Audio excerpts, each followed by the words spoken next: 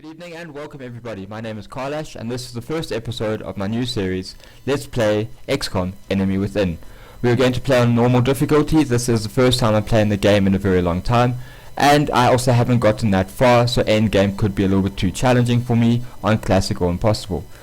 We're also going to play on second wave, which allows you to add extra difficulties or different things to the game that could make it either harder or easier. In this case we are going to add not created equally and hidden potential. Not created equally, rookies will have a random starting stat. This affects their will and offense or aim abilities. Hidden potential, as a soldier is promoted, their stat will increase randomly, which also randomly increases will or aim. We're going to play on Ironman option, which allows you to only have one save game. This prevents you from losing a soldier or making a mistake and reloading to an older save. This only allows you to have one save. So let's start the game. I am not going to play through the tutorial as I have played this before. However, I'm going to be quiet during the cutscenes and the videos so that you can experience them for yourselves.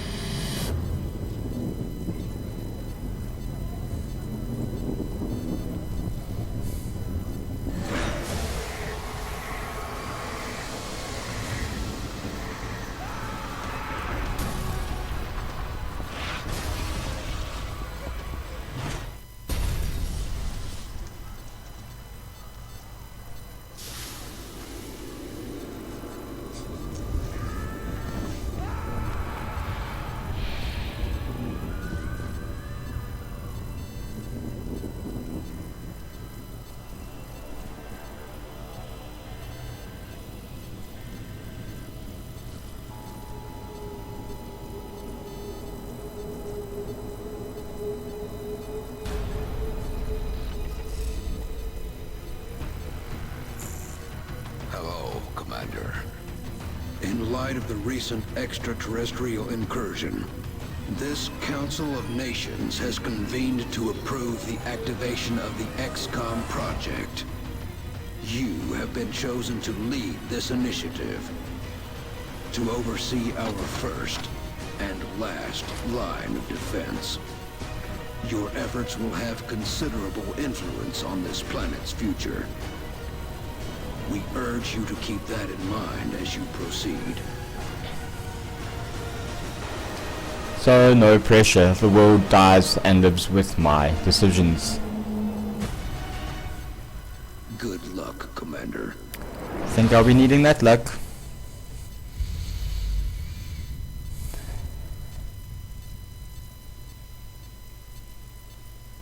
Okay, so our first choice. Where should our base be? Now, North America allows for 50% cost reduction for the purchasing of aircraft and also maintaining them and buildings that are linked to them. Europe, laboratories and workshops cost 50% less to build and maintain.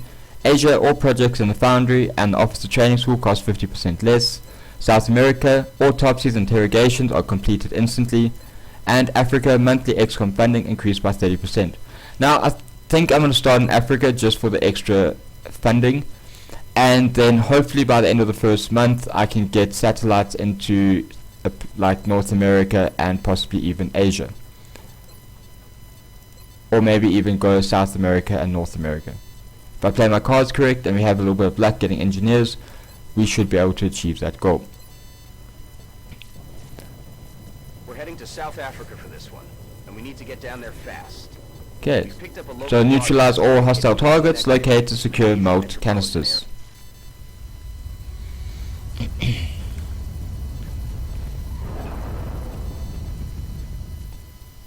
Strike one, this is Central. You are free to engage all hostile contacts in the AO. Don't take any chances. Okay, so this is quite an easy map. Well, not really an easy map, but it's a little bit easier to make a strategy as a bridge. So I'm going to send 2 soldiers down this side and 2 soldiers down this side. Okay, but first let's take a look at our soldiers. In the back, J. Thompson, looks like he is from Australia or New Zealand. Okay, let's look at his stats. Willpower, or will, isn't too bad. Offense, 75, not too bad either. I think that's actually quite good. And the will isn't that bad. Okay, then we have an American, Jeff Collins. Very, very good will.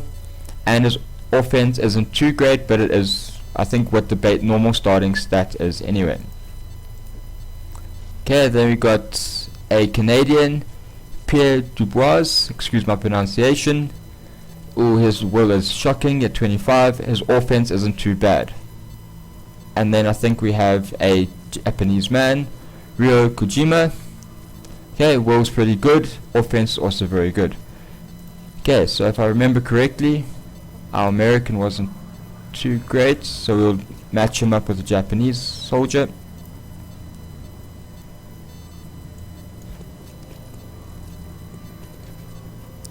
Okay, and Dubois, go to the truck. And Thomas down the side. Now, alien life on Earth. We're witnessing something never before seen in recorded history. okay, I was just about to tell you, the reason I ran to the blue line first was so that if I did spot any aliens, I'd be able to react nicely to what I came across. Now, as you can see, we've got a milk canister, which is something new to Enemy Within, and you collect that and allows for you to do things later on, which we'll explain when we get there. Okay, so let's think about how we're going to do this. Okay.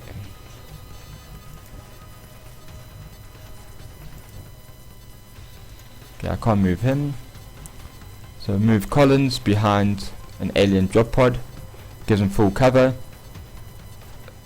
Dubois is already behind full cover, so we're going to put him on overwatch in case the aliens come close enough. And Thomas, it's not very good cover, but we'll move him behind this taxi. And we spot another 2 aliens. So we're going to be taking on 4 aliens at a time, which is going to be rather challenging.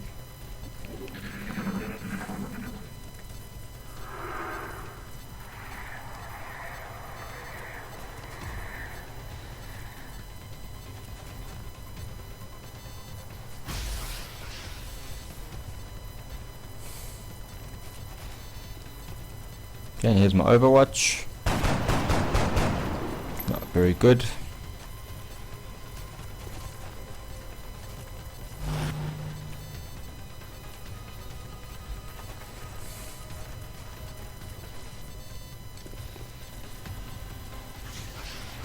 I was very lucky not to take any damage there.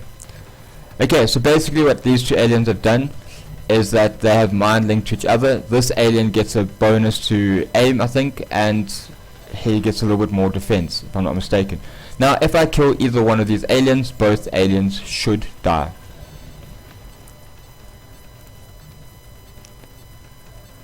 I should be able to... again, this guy is pulling some Neo Matrix moves, dodging bullets. I should be able to flank this guy and get a good hit on him. And I miss at 90%. So, it's not very good. So I think what I'll do instead is just chuck a grenade.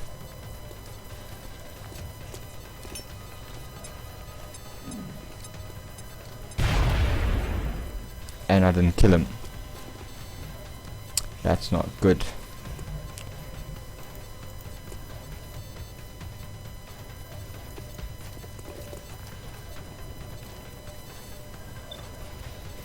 Let's hope I can get 70%. There we go. 1 kill. Their weapons appear to self-destruct when the operator dies. We should look closely for any fragments that could be salvaged for our own development programs.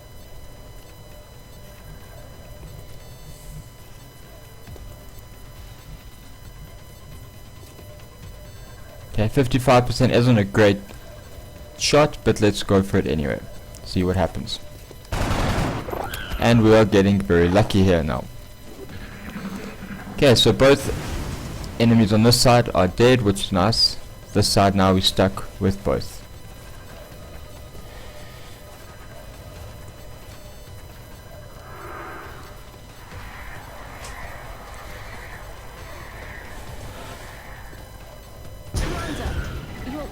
To instruct your men to exercise restraint when using explosives. While certainly effective at killing aliens, they also destroy the artifacts we're hoping to recover from the bodies. Just something to consider. Okay, we're very lucky there to have had the car explode and kill that alien. Unfortunately, it didn't kill the one he was minding to. Now that funny orange glowy line that you saw is just indicating where the next melt canister is. Now hopefully we can get a good shot on this alien. 64% should be a hit. And it is. Good work out there, Strike One. If I may, Commander, the labs are on high alert. Teams are standing by for your orders. We can begin researching the newly recovered artifacts immediately. Okay, so we have an after combat report. Okay, 4 aliens killed, XCOM operatives lost none. And even though we didn't actually physically collect the melt canisters, because we killed all the aliens in the map, both canisters were given to us. If however we had used up the 4 turns to get to this first canister, we would not have been able to get it. Okay, so we're a little bit lucky there. Commander to the research labs. Commander to the research labs.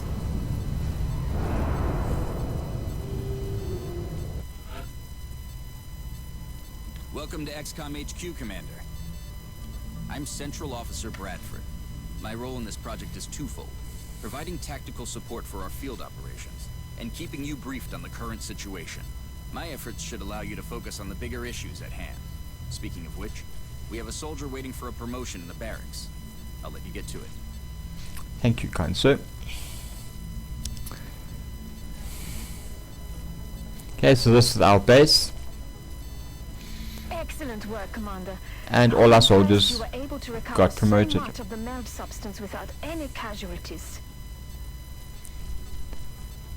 Okay, so each one of our soldiers got a kill. Okay, Our snipers specialize in dealing massive amounts of damage from afar, but without sufficient training, they're vulnerable in close combat situations. okay, if we see here, his aim went to 84, which is very good. He's also going to be our sniper, so having a high aim is very good. His will also, I think, might have increased a little bit. 53%. 53 is really good. He won't get panicked when he gets hit or one of the operatives die near him. Commander to the research Okay, the first ability that he gets is headshot. Okay, fires a shot with a 35% critical chance and extra damage on critical hits, based on the sniper's rank, 2-turn cooldown. Okay, then Dubois. Just like it sounds, the support class provides that intangible edge our squads need.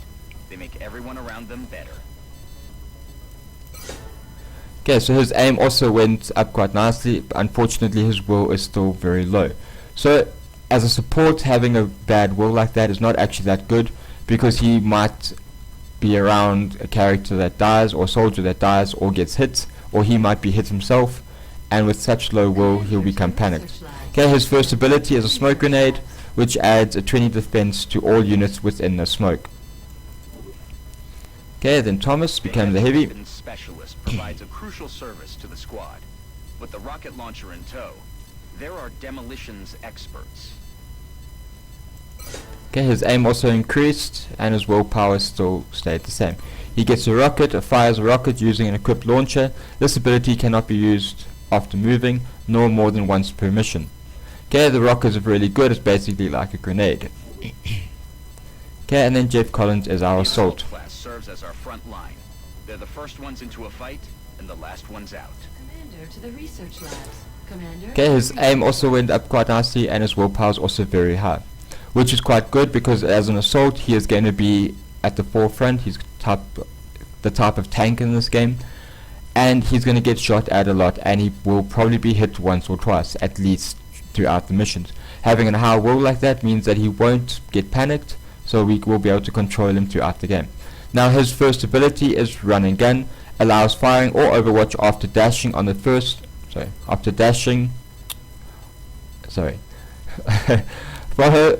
firing and overwatch after dashing on the turn Run and Gun is activated. 2 turns cooldown, which is quite a nice ability. Now I don't really like the assault class because they have to use a shotgun, and it means that they have to get quite close. Obviously assault class is going to be the one that's running in the forefront, but meaning that he has to get so close to the enemies could be a little bit dangerous for him. Heavies are quite cool, I enjoy the support, and obviously snipers are a lot of fun. The recovered artifacts are being unloaded and the research team is waiting your orders. We'll get started as soon as you give the order, Commander. Okay, so let's go research. Hello, Commander. My name is Dr. Valen. I oversee the research labs. This is where all of XCOM's research and development takes place. We have already begun analyzing the artifacts recovered from our first encounter with the aliens. Based on our preliminary findings, we believe we can use them to develop some new equipment for our soldiers. With your approval, we will begin research immediately.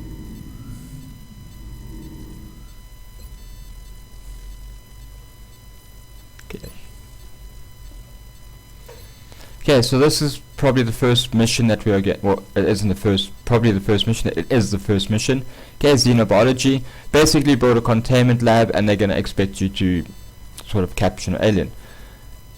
Weapon fragments allows you to start researching the beamed weapons, which are probably the best weapons in the game. Alien materials is better body armor, and melt recombination is the melt, which is a new currency in Enemy Within.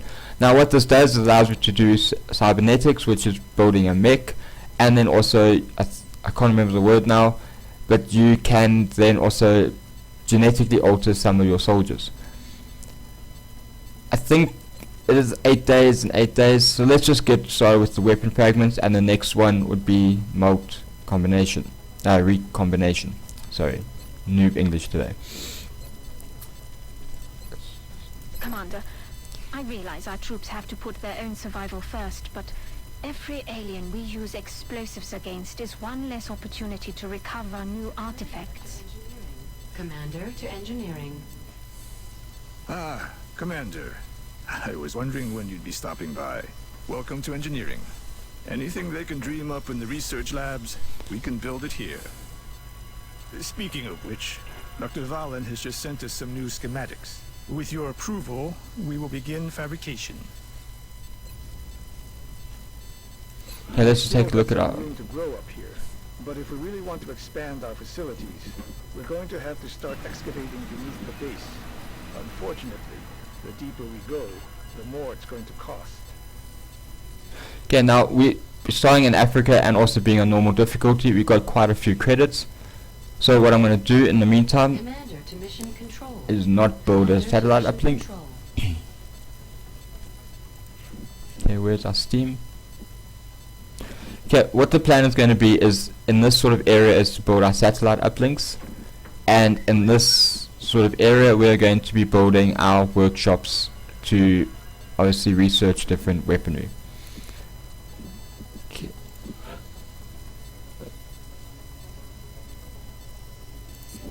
Okay, so let's just leave construction for now. Commander to mission control. Okay, we're going to build satellites, but we're just going to get a few more engineers. The more engineers you have, the lower the cost is. So we're not going to do anything really in terms of construction right now. We're going to wait for our first mission, and hopefully we can choose an area or a mission that gives us engineers, which we aren't always that lucky. Okay, so this is your upcoming events. Just basically tells you what research and council reports are coming up.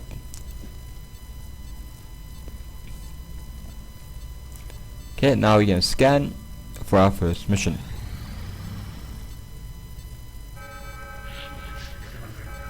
Commander, we've picked up multiple requests for assistance. Abductions in progress are marked on the hologlobe. Okay, so the first choice is Perth, Australia, which gives you 200 credit sort of reward. Okay, Munich, Germany, 4 scientists, Las Vegas, United States, 4 engineers. So this is going to be the one that we're going through, so that we can get the engineers. Okay, so this is going to be where we end this episode. Thank you very much for watching.